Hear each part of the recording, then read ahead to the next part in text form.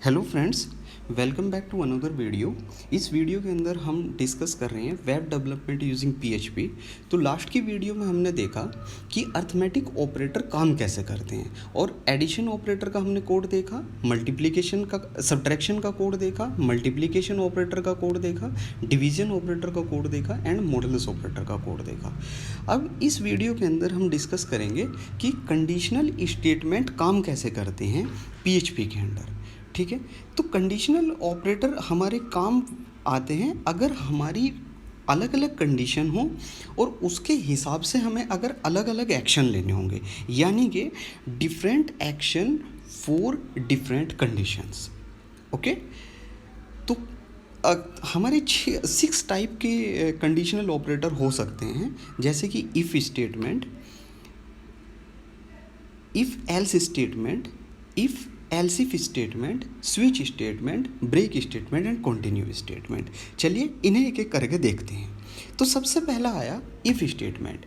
If statement आपका actually जब एक कंडीशन ट्रू होगी तो इफ़ के अंडर लिखा गया कोड एग्जीक्यूट होगा, अदरवाइज अगर कंडीशन फॉल्स है तो वो कोड एग्जीक्यूट नहीं होगा। इसका एक सिंपल सा सिंटैक्स है, इफ़ जो कि एक कीवर्ड है, उस कीवर्ड के अंदर उस कीवर्ड के सामने एक स्मॉल ब्रैकेट लगा होगा और उसके अंदर एक कंडीशन लिखी होगी।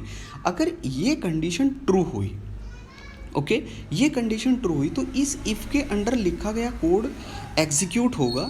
इस कंडीशन के फॉल्स होने पर इस इफ़ के अंडर लिखा गया कोड एग्जीक्यूट नहीं होगा। चलिए इसे एक एग्जांपल से समझते हैं तो हमें बेटर समझ में आएगा।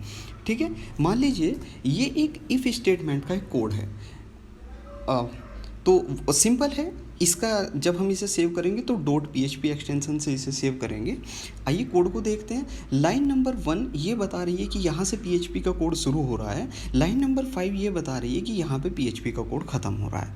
लाइन नंबर 2 इफ़ स्टेटमेंट लिखा हुआ है और उसके सामने एक स्मॉल ब्रैकेट लिखा है। स्मॉल ब्रैकेट के अंदर एक कंडीशन लिखी है कि 5 इज़ ग्रेटर दैन 3। अगर हम इसे मैथमेटिकली देखें तो ऑब्वियसली 5 जो है 3 से ग्रेटर देन है, that's why this condition become true. तो ये कंडीशन ट्रू हुई तो इफ़ का जो कोड है वो लाइन नंबर 3 से स्टार्ट हो रहा है और लाइन नंबर 4 पर ख़त्म हो रहा है। तो इसके अंदर एक फंक्शन लिखा है इको।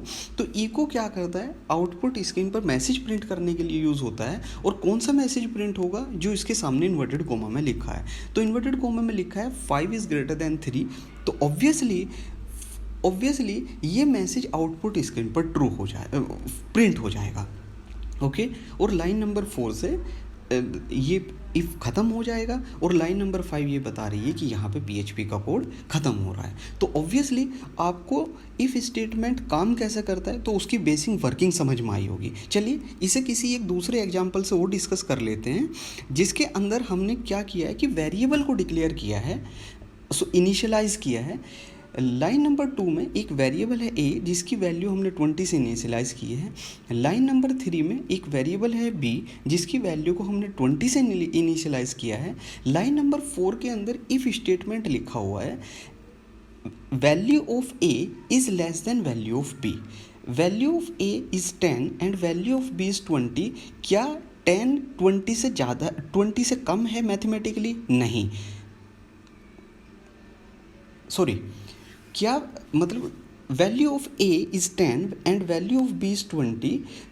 क्या b यानी कि 20 इज़ ग्रेटर दैन है 10 से? अगर हम इसे मैथमेटिकली देखा जाए तो यस, 20 इज़ ग्रेटर दैन 10।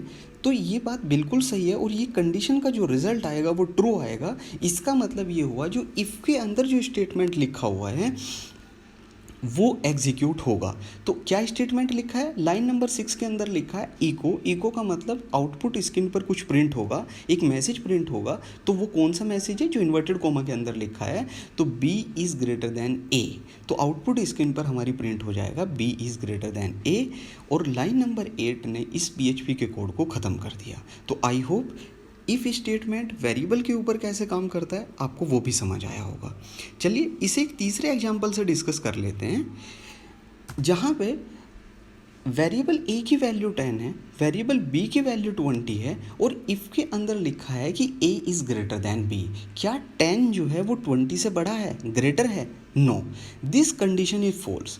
तो अगर इफ़ के अंदर लिखी गई कंडीशन फॉल्स है तो इफ़ के अंदर लिखे गए स्टेटमेंट एग्जीक्यूट नहीं होंगे। तो इसका मतलब जो लाइन नंबर 5 से लाइन नंबर 7 तक का जो कोड लिखा हुआ है वो एग्जीक्यूट नहीं होगा। तो इसका मतलब, और लाइन नंबर 8 ये बता रही है कि PHP का कोड ख़त्म हो चुका है। तो इसका मतलब ये है कि आउटपुट स्क्रीन पर कुछ भी प्रिंट नहीं होगा। तो इसका मतलब क्या हुआ, कोड बिल्कुल सही है, सारे स्टेटमेंट बिल्कुल सही हैं, वो कंप्लीटली प्रॉपरली एग्जीक्यूट हो रहा है, लेकिन अगर देखा जाए सिंटैक्स हमारी, मतलब जो लॉजिक हमने प्रोग्राम का बनाया है वो ऐसा है कि उसमें कुछ भी प्रिंट नहीं हो रहा है। ठीक है, तो इसका मतलब कोई एक दूसरा स्टेटमेंट इसके साथ आना चाहिए जो इस कंडीशन को भी फुलफ़िल करता हो। तो इसी तरीके से इसे ही कंसिडर करने के लिए, इसे ही पूरा करने के लिए हम नेक्स्ट वीडियो में पढ़ेंगे कि इफ़ एल्स स्टेटमेंट काम कैसे करता है। ओके।